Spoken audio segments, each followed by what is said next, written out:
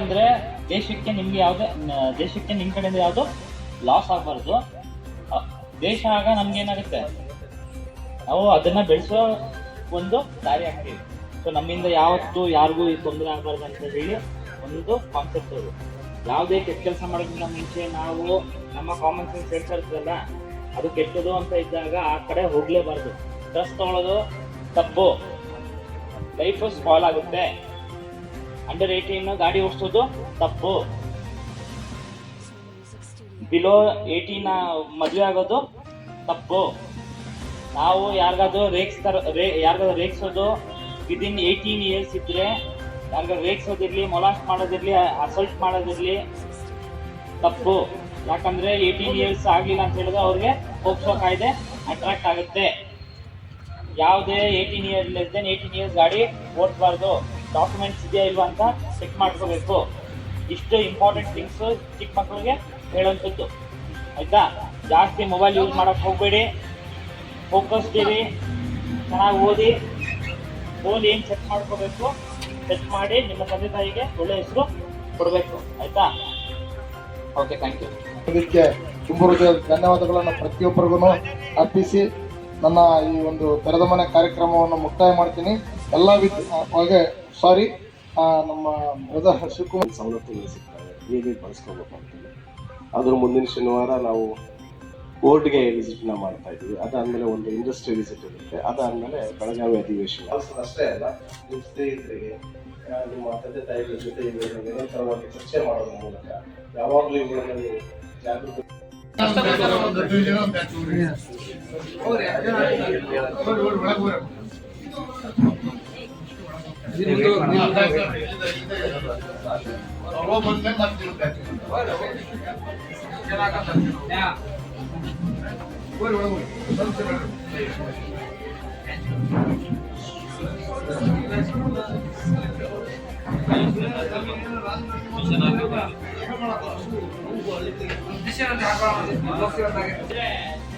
ಸ್ವಲ್ಪ ಜನ ತಗೊಂಡ್ಬಿಡ್ರಿ,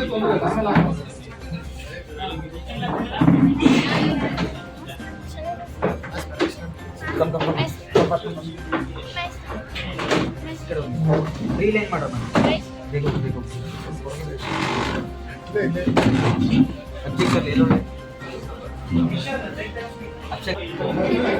ಹಿಂಗಡೆ ಹೋಗಿ ಹಿಂಗಡೆ ಸಮಸ್ಯೆ ಮಾತಾಡ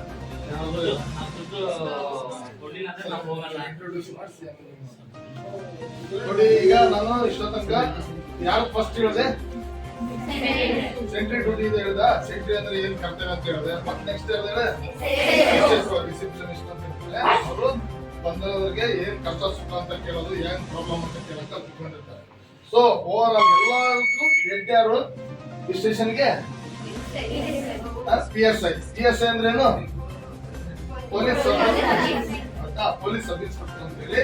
ಸೊ ನಮ್ಮ ಈ ಮಲೆಬೆನ್ನೂರು ಪೊಲೀಸ್ ಸ್ಟೇಷನ್ಗೆ ಬಹುಮುಖ್ಯವಾಗಿ ಈ ಎಲ್ಲ ಪ್ರತಿಯೊಂದು 44 ಹಳ್ಳಿ ಬರ್ತದೆ. 44 ಹಳ್ಳಿಗೋಸ್ಕರ ಒಂದು ಪೊಲೀಸ್ ಸ್ಟೇಷನ್ ಇದೆ. ಆ ಪೊಲೀಸ್ ಸ್ಟೇಷನ್ಗೆ ಹೆಡ್ ಅಂತಂದ್ರೆ ಇವರೇ ನಮ್ಮ ಸಬ್ ಇನ್ಸ್ಪೆಕ್ಟರ್ ಶ್ರೀ ಮಾನ್ಯ ಅರುಣ್ ಅಖ್ತಾರ್ ಅಂತ ಹೇಳಿ ಇವ್ರ ಹೆಸರು, ಸಾಹೇಬ್ರು. ಇವರು ನಮ್ಮ ಪೊಲೀಸ್ ಸ್ಟೇಷನ್ಗೆ ಮುಖ್ಯಸ್ಥರಾಗಿರ್ತಾರೆ. ಸೊ ಇವರು ಏನ್ ಹೇಳ್ತಾರೆ, ಇವ್ರದ್ದು ಪ್ರತಿಯೊಂದು ಏನ್ ಡ್ಯೂಟಿ ಕೊಡ್ತಾರೆ, ಪ್ರತಿಯೊಂದು ನಮ್ಮ ಸ್ಟೇಷನ್ ಆಗಿ ನನ್ನಿಂದ ಹಿಡಿದು ಸೆಂಟ್ರಿಯಿಂದ ಹಿಡಿದು ಎಲ್ಲರೂ ಸಹ ಈ ಸ್ಟೇಷನ್ ಆಗಿ ಏನ್ ಕೆಲಸ ಮಾಡೋದ್ರ ಪ್ರತಿಯೊಬ್ಬರು ಈ ಸಾಹೇಬ್ರು ಹೇಳದಂಗೆ ಎಲ್ಲದನ್ನು ನಡೆಯುತ್ತೆ. ಅಂದ್ರೆ ಏನ್ ಕರ್ತವ್ಯಗಳನ್ನ ಯಾರ್ಯಾರು ಏನೇನ್ ಮಾಡ್ಬೇಕನ್ನ ಆದೇಶಗಳನ್ನ ಮಾಡುವಂತ ಅಧಿಕಾರವನ್ನು ಈ ಸಾಹೇಬ್ರುಗಳು ಹೊಂದಿರ್ತಾರೆ. ಓಕೆನಾ? ಈ ಪ್ರತಿಯೊಂದು ಸ್ಟೇಷನ್ ಅಲ್ಲಿ ಎಂತಾದ ಏನೇ ಇದ್ರು ಇವರೇ ಮುಖ್ಯಸ್ಥರಾಗಿರ್ತಾರೆ. ಈಗ ನಮ್ಮ PSI ಸಾಹೇಬ್ರು ನಿಮ್ಮನ್ನ ವಿದ್ಯಾರ್ಥಿಗಳನ್ನ ಕುರಿತು ಅವ್ರಿಗೆ ಮಾತಾಡ್ತಾರೆ. ಯಾಕಂದ್ರೆ ನಾವು ಬೇರೆ ಸೆಕ್ಷನ್ಗಳಿಗೆ ಹೇಳ್ತೀವಿ, ಈಗ ಅವರೇ ಹೇಳೋದ್ರಿಂದ ಅವರೇ ಮಾತಾಡ್ತಾರೆ. ಸೇಮ್ ನಾನು ಹೇಳಿರಲ್ಲ, ಈ ಹೋಟೆಲ್ ಹೋಗ್ತಾರೆ, ಯಾರ ಮ್ಯಾನೇಜರ್ ಇರ್ತಾರೆ, ಬಾಸ್ ಇರ್ತಾನೆ, ಈಗ ಎಲ್ಲ ಸಿಸ್ಟಮ್ ಅಲ್ಲ ಹೈರಾರ್ಕಿ ಇರ್ತಾರೆ. ಈಗ ಅಲ್ಲಿಂದ ಒಂದು ಈಗ ಅವ್ರ ಮೇಲೆ ಹೋಗಿರ್ತಾರೆ DSP, ಅವ್ರ ಮೇಲೆ ಹೋಗಿರ್ತಾರೆ ಅಡಿಷನಲ್ SP, ಆಮೇಲೆ SP ಅವರೇ ಇಡೀ ಎಂಟೈರ್ ದಾವಣಗೆರೆ ಯಾರು ಎಷ್ಟು ಜನ ಇದ್ದಾರೆ ಲೇಡೀಸ್ ಯಾರು ಅಂತ ಗೊತ್ತಿಲ್ಲ. Yes good.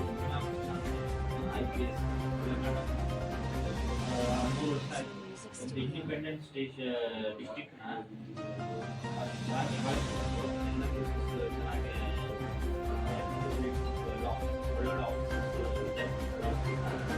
ಯಾವುದೇ case so being A lady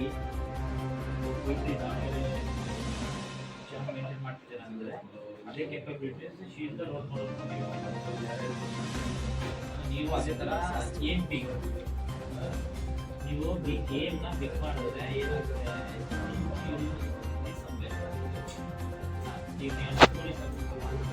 ಅಂದರೆ ಪೊಲೀಸ್ ಆಗಬೇಕು ಅದು ಆಗ್ತಾ ಇದ್ರೆ ಅವನೇನಾಗ್ತಾನೆ ಕೇಸ್ ಆಗ್ತಾನೆ. ನಾನು DSP ಆದರೆ ಅವನು ಸಬ್ಜೆಕ್ಟ್ ನಾನು DSP ಆಗಬೇಕು ಆ ಕೇಸ್ ಮಾಡಬೇಕು ಅಂತ ಇದ್ರೆ ಈಗ APS ಮಾಡಬೇಕು ನಾನು ಅಂತ ಇದ್ರೆ ಅವನು DSP. ಸೊ ನೀವು ಹೇಗೆ ಕೆಲಸ ನೀವು ಹೇಗೆ ಥಿಂಕಿಂಗು ನಿಮ್ಮದು ಹೇಗೆ ವರ್ಕ್ ಮಾಡಿರುತ್ತೆ ಅದ್ರ ಮೇಲೆ ನಿಮಗೆ ಫಲ ಬರುತ್ತೆ. ಈಗ ನಾನು ಎಕ್ಸಾಮ್ ನಾಳೆ 2 days ಇರುತ್ತೆ ನೋಡ್ಕೊಂಡು ಹೋಗಿ ಎಕ್ಸಾಮ್ ಬೇಕಾಗ್ತದೆ ಏನಾಗುತ್ತೆ ಅದೇ 3 days ನಾನು ಕುತ್ಕೊಂಡು ಓದಿ ಬರೆದು ಗೆಲ್ಲದೆ ಏನಾದ್ರೆ ಅವ್ರು ಏನಾಗ್ತಾರೆ ಪಾಸ್ ಆಗ್ತದೆ ಆಯ್ತಾ. ಮತ್ತೆ ಇಲ್ಲಿ ವರ್ಲ್ಡ್ ಅಲ್ಲಿ ಕೇಳೋದು ಅಂತ ಹೇಳಿದ್ರೆ ಮಾರ್ಕ್ಸ್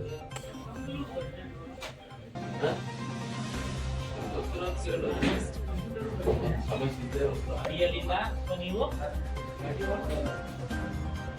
ಎಲ್ಲ ಅದು ಅಡ್ವರ್ಟೈಸ್ ಕೊಡ್ತಾರೆ ನಾವು ಯಾಕೆ ಗೌರ್ಮೆಂಟ್ ಹಾಕ್ತಿದ್ದೆ ನಾವು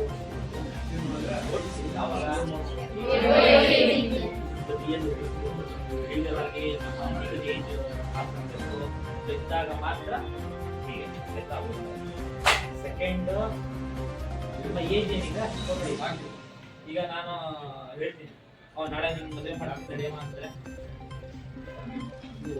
ಮದುವೆ ಆಗ್ಬೋದಲ್ಲ ಯಾವ ಲೈಫಲ್ಲಿ ನೀವು ಆರಾಮ್ಸೆ ಹಿಂದೆ ರಿಸಲ್ಟ್ ಅಂತ ಹೇಳಿದ್ರೆ ಏನ್ ಮಾಡ್ಬೇಕಂತ 2 ಪಾಯಿಂಟ್ಸ್ ಹೇಳಿದ್ದೀನಿ. ಪೇರೆಂಟ್ಸ್ ಅವ್ರನ್ನ ನೆನೆಸ್ಕೊಬೇಕು ಮತ್ತೆ ನಮ್ಮನ್ನ ಕೇರ್ ತಗೊಂಡಿರೋ ಪೊಲೀಸರನ್ನು ನೆನೆಸ್ಕೊಬೇಕು. ಸ್ಮಾರ್ಟ್ ಇದೆ ಹುಡುಗಿ ಆಯ್ತಾ.